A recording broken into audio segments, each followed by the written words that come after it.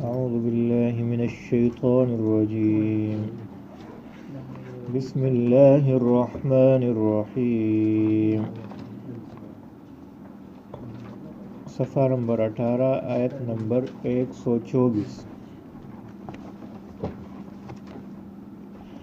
وَإِذِ ابْتَلَى إِبْرَاهِيمَ رَبُّهُ بِكَلِمَاتٍ فَأَتَمَّهُنَّ قال إني جاعلك للناس إماما قال ومن ذريتي قال لا ينال عهد الظالمين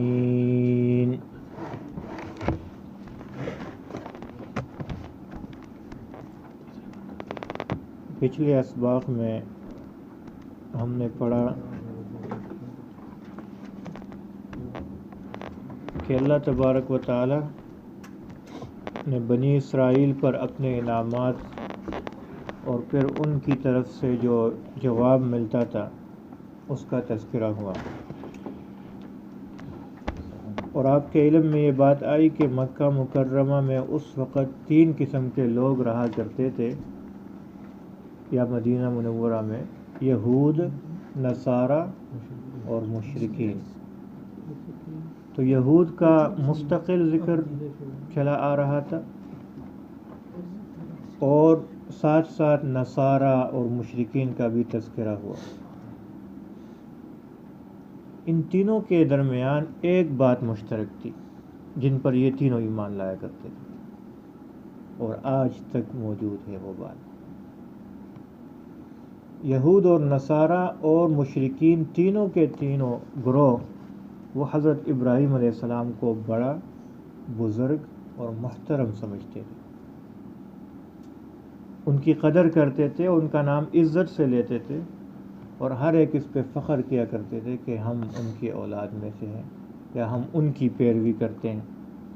تو یہود اور نصارہ تو باقاعدہ ان کی اولاد میں سے ہیں، اور مشرکین بھی اس وجہ سے کہ بیت اللہ شریف کے وہ سب کے سب رکھوالے تھے، اور بیت اللہ شریف کس نے بنایا تھا؟ حضرت ابراہیم علیہ السلام نے۔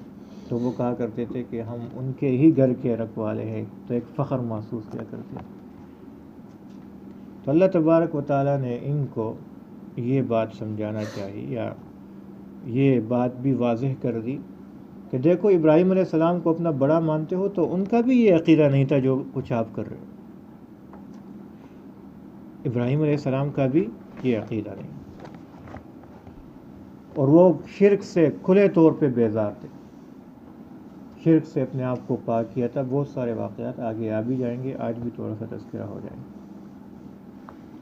اس کے علاوہ اللہ تعالیٰ، آپ کو پتہ ہے کہ اللہ تعالیٰ نے ابراہیم علیہ السلام کو 2 بیٹے دیے، حضرت اسحاق اور حضرت اسماعیل علیہ السلام، اور حضرت اسحاق علیہ السلام کے بیٹے کا نام ہے حضرت یعقوب علیہ السلام، اور حضرت یعقوب علیہ السلام کا ہی نام اسرائیل ہے، جن کی اولاد میں تمام کے تمام انبیاء پھر آئے، اور یہود اور نصارہ ان کی اولاد میں۔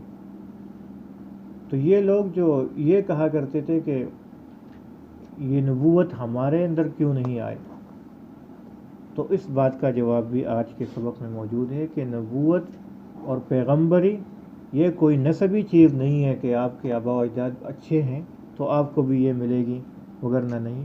تو اس بات کا جواب بھی آج کے ہی سبق میں موجود ہے، اللہ تعالیٰ نے جواب دیا۔ اللہ تعالیٰ فرماتا ہے وَإِذِ ابْتَلَى إِبْرَاهِيمَ رَبُّهُ بِكَلِمَاتٍ فَأَتَمَّهُنَّ، کہ اللہ نے ابراہیم علیہ السلام کو چند باتوں کے ذریعے سے آزمایا، چند باتوں کے ذریعے سے آزمایا، آزمائش میں ڈالا۔ فَأَتَمَّهُنَّ، تو ابراہیم علیہ السلام نے وہ تمام کی تمام باتیں جو ہے وہ کیا کی؟ پوری کر دی، اس آزمائش میں وہ کامیاب ٹھہرے۔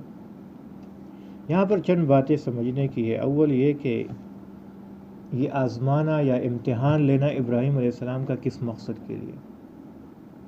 امتحان تو عام طور پہ اس لیے لیا جاتا ہے کہ بندہ دیکھے کہ بچہ کس قابل ہے، اس نے کچھ سیکھا ہے کہ نہیں سیکھا، اس کو آگے پاس کرے کہ نہ کرے، یا کسی کی آزمائش لیے آپ کو پتہ نہیں ہے کہ اس کی کیا حالت ہے، کس حد تک ہے اس کے پاس علم یا اس کے پاس کوئی جو ہنر ہے، تو آپ اس کو آزماتے ہیں۔ آپ کے پاس کوئی شخص آتا ہے کہ میں نے کام کرنا ہے، گاڑی کاٹنی، تو سانچوں سے ہی لگاتے ہیں کہ چلو کاٹو یہ گاڑی، آزماتا ہے اسے، کیونکہ اسے پتہ نہیں ہوتا کہ واقعی یہ کاٹ سکتا ہے کہ نہیں کاٹ سکتا.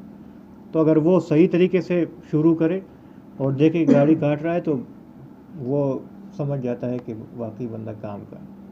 اور پہلے سے پتہ ہو کہ فلاں بندہ ماہر ہے اس کام میں، اور وہ آ جائے کہ مجھے کام پہ لگا دو، تو اس کو آزمائیں گے؟ پھر نہیں آزمائیں گے، کیونکہ پتہ ہے پہلے سے، آزمانے کی ضرورت ہی نہیں. تو ابراہیم علیہ السلام کو اللہ نے آزمایا ان باتوں سے، اس کے بعد اللہ نے اس کے اوپر انعام کیا. تو کیا اللہ کو پتہ نہیں تھا کہ یہ ابراہیم علیہ السلام اس قابل ہے کہ نہیں؟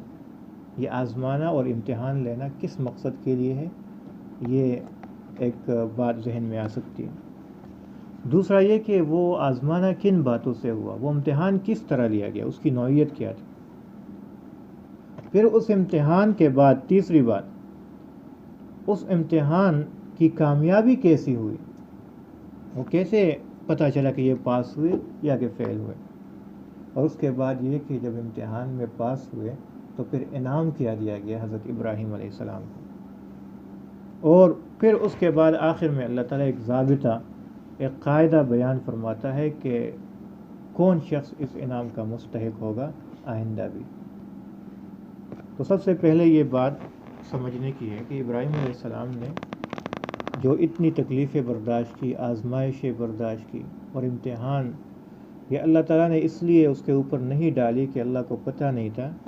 آگے اگر آپ دیکھیں، ترجمہ دیکھیں، وَإِذِ ابْتَلَىٰ، اور جب آزمایا ابراہیم علیہ السلام کو ربہ، اس کے رب نے، بکلمات، چند باتوں سے. تو اس کے رب نے آزمایا. اور آپ کو پتہ ہے رب کا کیا معنی ہے؟ پالنے والا. تو جو پالتا ہے، نشو و نما کرتا ہے، وہ تدریجاً دیکھ کر ایک چیز کو آہستہ آہستہ طریقے سے بڑا کرتا ہے، اس کی تربیت کرتا ہے. تو ابراہیم علیہ السلام کا یہ امتحان میں اللہ تعالیٰ کا اس کو ڈالنا، یہ اس لیے نہیں تھا کہ وہ دیکھے کہ اس قابل ہے کہ نہیں، بلکہ اس کے رب نے اس کو امتحان میں ڈالا. اس میں ہی اس کا جواب موجود ہے کہ یہ اللہ پاک ابراہیم علیہ السلام کی تربیت کر رہا تھا کہ اس امتحان میں ڈالو، پھر اس میں ڈالو، پھر یہ امتحان، بہت سارے امتحانات آئے تو اس میں ڈالا، تو اس کی آہستہ آہستہ تربیت کی، ایک سٹیج تک پہنچ گئے. تو پھر اللہ تعالیٰ نے ایک بڑے انعام سے نوازا، بہت بڑے انعام سے. تو آپ نے دیکھا ہے کہ ایک بندہ اس کو، کوئی آپ نے دیکھا ہوگا آج کل کی دنیا میں کسی کو بادشاہ بنانا ہو تو اس کو باقاعدہ ٹریننگ دی جاتی ہے، ورکشاپ ہوتی ہے، ان کو بریفنگ دی جاتی ہے. کوئی شخص ایسا ہے نا، یہ جو ہمارے بلاول لوگ اور یہ لوگ آئے جو منہ میں ہی سونے کا چمچہ لے کے آئے، تو کوئی دیکھا نہیں، تو اس کو باقاعدہ سکھایا جاتا ہے کہ اس کو اس قابل بنایا جائے کہ یہ پھر آگے کیا ہوگا، کوئی صدر، وزیر اعظم ہوگا، کوئی بڑا ہوگا. ابراہیم علیہ السلام نبوت ان کو ملنی تھی، ان کو بہت بڑا آدمی بنانا تھا. تو اللہ تعالیٰ نے مختلف آزمائشوں میں ڈال ڈال کے اس کو پکا کر لیا، تربیت کی اور اس درجے تک پہنچا دیا. تو امتحان لینا اس مقصد کے لیے تھا، نہ کہ اس کے لیے کہ اللہ کو پتہ نہیں. دوسری بات، وہ امتحان کیا تھا، اس کے متعلق کئی باتیں.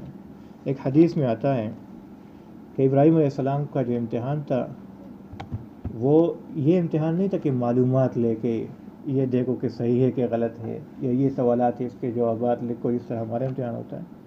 کئی قسم کے امتحانات ہیں، کئی احادیث اس کے متعلق وارد ہوئے ہیں. ایک حدیث میں حضرت عائشہ رضی اللہ تعالیٰ عنہ سے روایت ہے کہ 10 من الفطرت، 10 چیزیں فطرت میں سے، 10 چیزیں. ایک اس میں کیا ہے؟ قص الشارب، مونچھوں کو کاٹنا، وإعفاء اللحیہ، داڑھی بڑھانا، والسواک، مسواک کرنا، استنشاق الماء، اور منہ میں پانی ڈالنا، وقص الاظفار، یہ ناخن کاٹنا، وغسل البراجم، یہ جو چیزیں ہیں، یہ جو پورے ہیں اور یہ اس کے اوپر یہ جو جگہ ہے، اس کو وضو کے درمیان میں دھونا، کیونکہ یہ جگہ خشک رہ جاتی ہے نا، تو اس کو باقاعدہ طریقے سے دھونا تاکہ جگہ خشک نہ رہیں. ونتف الابط، اور کیا کہتے ہیں اسے، یہاں کے بال، غغلوں کے بال موننا. وحلق العانہ، زیر ناف بال کاٹنا. وانتقاص الماء، اور استنجا کرنا اور مزمزہ کرنا، منہ میں پانی ڈالنا اور ناک میں پانی ڈالنا. یہ چیزیں فطرت میں سے. اور یہ چیزیں سب سے پہلے حضرت ابراہیم علیہ السلام نے کی، تو اللہ تعالیٰ نے یہ خاص طور پر ان کو یہ عطا فرمائی تھی۔ تو کہتے ہیں کہ یہ چیزیں جو ہے یہ وہ باتیں تھی جس کے ذریعے سے اللہ نے حضرت ابراہیم علیہ السلام کو آزمایا تھا۔ دوسری بات، ایک دوسری حدیث میں حضرت ابو ہریرہ رضی اللہ تعالیٰ عنہ کے الفطرۃ خمس خمس الختان والاستحداد وقص الشارب وتقلیم الاظفار ونتف الابط، کہ فطرت یہ 5 چیزیں ہیں۔ ایک ہے ختنہ کرنا، دوسرا وقص الشارب یہ مونچھے کاٹنا، داڑھی بڑھانا، تقلیم الاظفار یہ ناخن کاٹنا، یہ کئی حدیثوں میں اس طرح وارد ہوا ہے۔ تو احادیث میں آتا ہے، مختلف احادیث میں، کہ حضرت ابراہیم علیہ السلام نے ہی یہ چیزیں کی تھی، حضرت ابراہیم علیہ السلام نے ہی یہ چیزیں شروع کی تھی، اور سب سے پہلے وہی پیغمبر تھے جنہوں نے یہ سارے کام کیے تھے، مزمزہ، استنشاق، اور ناخن کاٹے تھے، اور زیر ناف بال، اور یہ چیزیں سارے کی۔ امام مالک رحمۃ اللہ علیہ نے اپنی کتاب میں یہ حدیث نقل کیا ہے کہ یحییٰ بن سعید فرماتے ہیں انہ سمع سعید بن المسیب، کہ انہوں نے حضرت سعید بن المسیب رحمۃ اللہ علیہ سے سنا، یقول، وہ فرماتے تھے کہ ابراہیم علیہ السلام اول من اختتن، وہ اول آدمی تھے جن کا ختنہ ہوا، اس سے پہلے کسی کا ختنہ نہیں ہوا تھا، ختنہ ان کا سب سے پہلے ہوا۔ وَأَوَّلُ مَنْ ضَافَ الضَّيْفَ، اور باقاعدہ وہ پہلے آدمی تھے جنہوں نے مہمان نوازی کی۔ ختنہ کون سی عمر میں ہوا؟ وہ پھر بعد کی بات نہیں، ختنہ ہوا ہے۔ وَأَوَّلُ مَنْ ضَافَ الضَّيْفَ، اور وہ پہلے آدمی تھے جنہوں نے مہمان نوازی کی، مہمان کا اکرام کیا، اس سے پہلے یہ مہمان نوازی کا کلچر نہیں تھا۔ وَأَوَّلُ مَنْ اسْتَحَدَّ وَأَوَّلُ مَنْ قَلَّمَ أَظْفَارَ وَأَوَّلُ مَنْ قَصَّ الشَّارِبَ، یہ ناخن بھی اس نے پہلے کاٹے، یہ مونچھے بھی اس نے سب سے پہلے کاٹی۔ وَأَوَّلُ مَنْ شَابَ، یہ بہت کام کی بات ہے، وَأَوَّلُ مَنْ شَابَ، اور وہ سب سے پہلے آدمی ہے جس کے بال سفید ہو گئے، داڑھی کے بال پہلے سفید ہو، اس سے پہلے بال سفید نہیں ہوتے تھے۔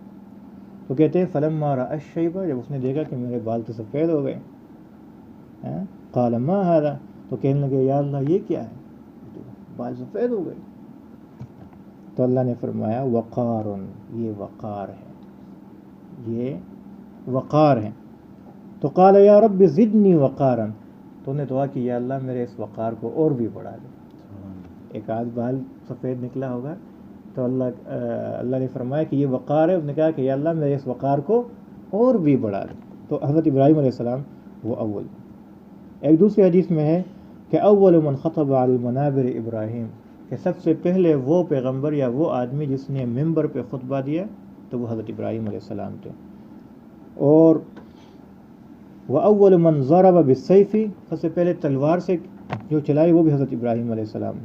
وَأَوَّلُ مَنْ اسْتَاكَ، سب سے پہلے جس نے مسواک کی وہ بھی حضرت ابراہیم علیہ السلام ہے۔ وَأَوَّلُ مَنْ اسْتَنْجَى بِالْمَاءِ، جس نے پانی سے استنجا کیا سب سے پہلے وہ بھی حضرت ابراہیم علیہ السلام تھے۔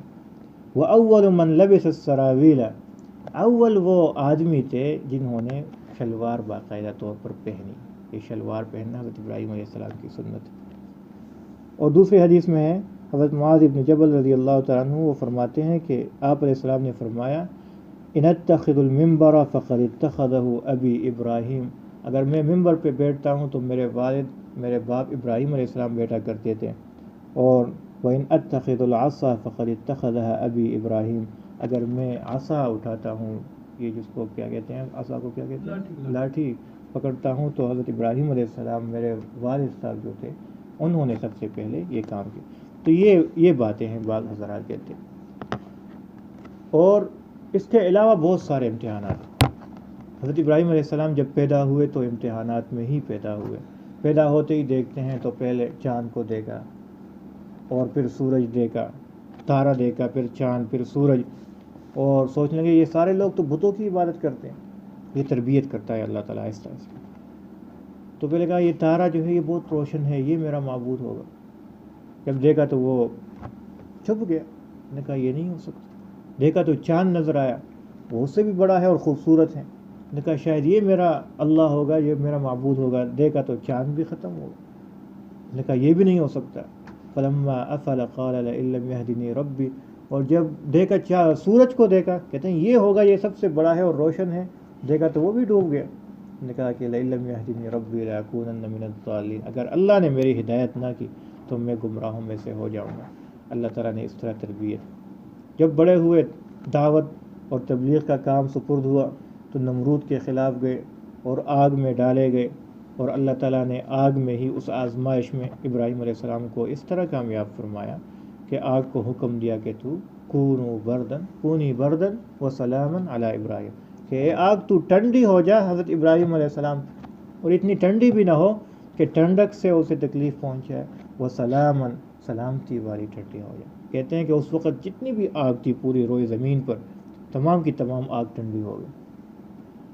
اس کے بعد اللہ نے حکم دیا کہ ہجرت کرو، اور وہاں سے نکلے، ملک شام چلے گئے۔ اس امتحان میں کامیاب ہوئے۔ اللہ نے بیٹا دیا اسماعیل، تو حکم دیا کہ جاؤ یہاں سے نکلو، دور چلے جاؤ۔ فرشتہ ان کو دونوں کو ساتھ لے کے جا رہا ہے، تو ابراہیم علیہ السلام ایک جگہ پوچھتے ہیں، سوال کرتے ہیں فرشتے سے، اللہ نے ہمیں یہاں ٹھہرنے کا حکم دیا ہے؟ کہا نہیں، آگے چلو، وہ جگہ بھی نہیں ہے۔ دوسری جگہ آئی جہاں پر سرسبز و شادابی ایک چیزیں تھی، کہا کہ اللہ نے ہمیں یہاں ٹھہرنے کا حکم دیا ہے؟ کہا نہیں، آگے جاؤ، ابھی وہ جگہ نہیں آئی۔ جب دیکھا کہ سارے جتنی بھی سبزہ اور جتنی بھی شادابی تھی ساری ختم ہوئی، اور لق و دق صحرا میں، مکہ مکرمہ کی وادی میں جب وہاں پہنچے کہ کچھ بھی نہیں، نہ پانی ہے نہ کوئی سبزہ ہے، کچھ بھی نہیں، زندگی کے کوئی آثار نہیں، تو جبرائیل علیہ السلام نے کہا، یا فرشتے نے کہا کہ یہاں پر ٹھہرنے کا حکم۔ کتنی بڑی آزمائش!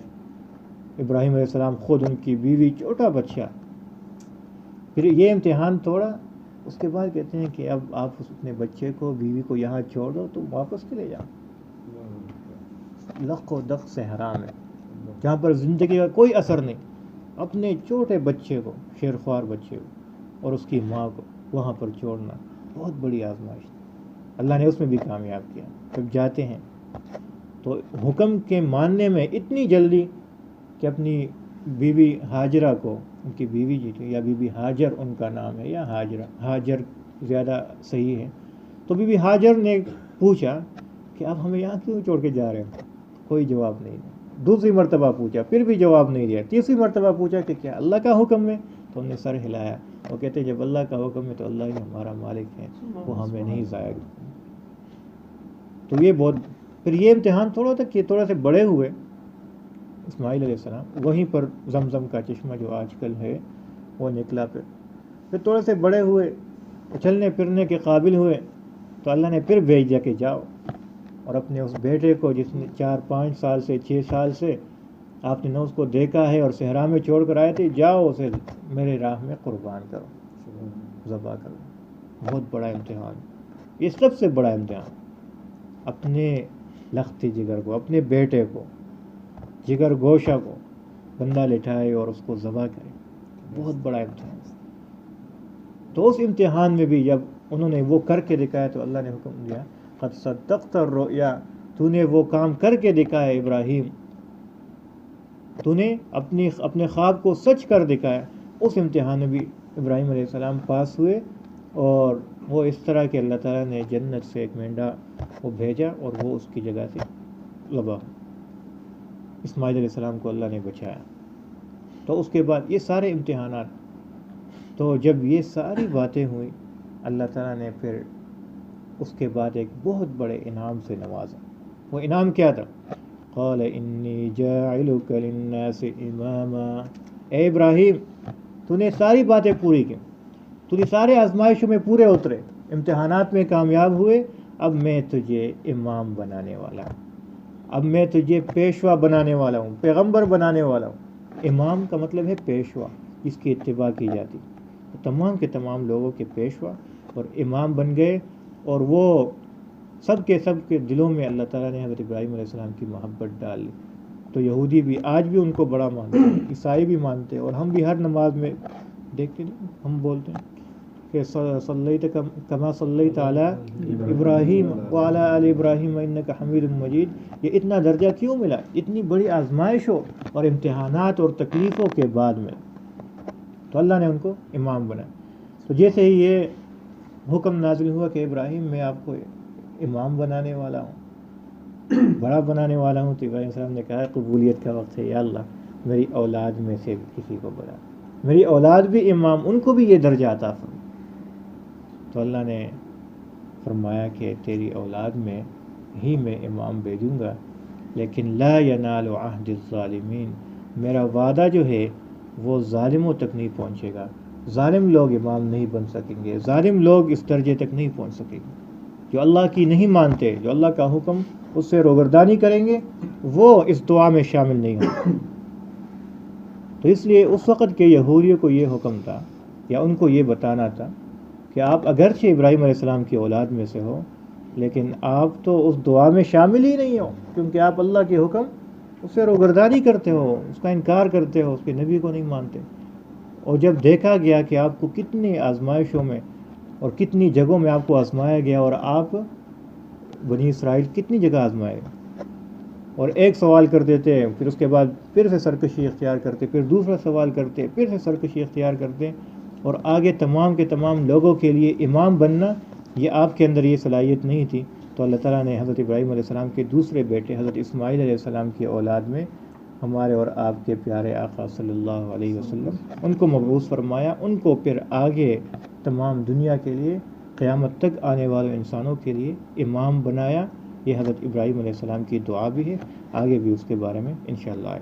تو آج ہمیں بھی اس میں یہ سبق ہے کہ آپ نے کسی کو امام بنانا ہے۔ امام کا مطلب صرف یہ نہیں کہ نماز پڑھا رہے ہیں، امام کا مطلب ہے بڑا، اپنا رہنما، کوئی ملک کا چلانے والا، کوئی سلطنت کا چلانے والا، کسی فیکٹری کا چلانے والا، کسی جگہ کا انتظام آپ نے کسی کو دینا ہے، تو اس میں یہ دیکھنا ہے کہ کیا وہ ظالموں میں سے تو نہیں ہے، کیا وہ اللہ کے نافرمانوں میں سے تو نہیں ہے۔ تو اپنے رہنما کو، اپنے رہبر کو، اپنے بڑوں کو، ان لوگوں کو چننا ہے جو اللہ سے ڈرنے والے ہوں، جن کے دلوں میں خوف خدا ہو، جن کے دلوں میں لوگوں کے لیے رحم ہو۔ تو یہ ہمیں بھی یہ تعلیم ہے کہ اپنے اماموں کو یا اپنے بڑوں کو، پیشواؤں کو، رہنماؤں کو صحیح طریقے سے چننا ہے، نہیں تو پھر جو حشر آج ہمارا ہے اس سے بھی بدتر ہوگا۔ تو یہ دیکھیے ذرا اس کا، تو یہ ضابطہ آج قیامت تک ہے کہ اللہ تعالیٰ یہ امامت ان لوگوں کو دے گا یا دیا ہے جو لوگ اللہ کی مانتے ہیں اور اللہ کے مقبول ترین بندے۔ ترجمہ دیکھیں، وَإِذِ ابْتَلَىٰ، وَإِذ اور یاد کرو اس وقت کو، ابتلا جب آزمایا اللہ نے یا آزمایا ابراہیم علیہ السلام کو، ربہ اس کے رب نے آزمایا۔ تو میں نے بتایا اس میں اللہ نے یہ جواب دیا کہ یہ آزمانا یہ اس لیے نہیں تھا کہ اللہ کو معلوم ہو جائے، بلکہ اللہ اس کی تربیت کر رہا ہے۔ بکلمات، چند باتوں سے، وہ باتیں آپ کے سامنے آ گئی کہ یا وہ 10 باتیں ہیں، یا ایک اور حدیث میں آتا ہے کہ قرآن میں 3 جگہ 10 باتوں کا حکم ہے۔ ایک 11ویں پارے میں ہے التائبون العابدون الحامدون السائحون الراکعون الساجدون الآمرون بالمعروف والناہون عن المنکر۔ تو 10 باتیں یہ۔ ایک 22ویں پارے میں ہے کہ ان المسلمین والمسلمات والمؤمنین والمؤمنات والقانتین والقانتات، یہ 10 احکامات ہیں، اور ایک دوسری جگہ 10 باتیں۔ تو ایک روایت میں یہ آتا ہے کہ یہ 30 جو احکامات ہیں اس کے ذریعے سے اللہ نے ان کو آزمایا۔ تو بہرحال یہ ساری باتیں ہو سکتی ہیں۔ تو اللہ تعالیٰ فرماتا ہے فَأَتَمَّهُنَّ، پس پوری کی ابراہیم علیہ السلام نے وہ ساری باتیں۔ قال، فرمایا اللہ نے، انی بے شک میں جاعلک بنانے والا ہوں آپ کو، للناس لوگوں کا، امام اور پیشوا۔ قال، فرمایا ابراہیم علیہ السلام نے، ومن ذریتی، اور میری اولاد میں سے بھی۔ قال، فرمایا اللہ نے، لا ینالو، نہیں پہنچے گا، عہدی، میرا وعدہ، میرا عہد، الظالمین، ظالموں تک۔ دوبارہ دیکھیے، اور پھر کوئی ساتھی اس کو پڑھے بھی، ترجمہ بھی کرے۔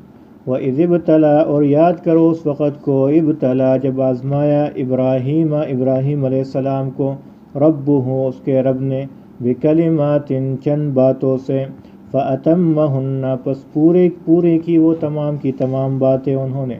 قال فرمایا اللہ نے انی بے شک میں جاعلک بنانے والا ہوں آپ کو للناس لوگوں کا امام اور پیشوا. قال فرمایا ابراہیم علیہ السلام نے ومن ذریتی اور میری اولاد میں سے بھی. قال فرمایا اللہ نے لا ینال نہیں پہنچے گا عہدی میرا وعدہ الظالمین ظالموں تک.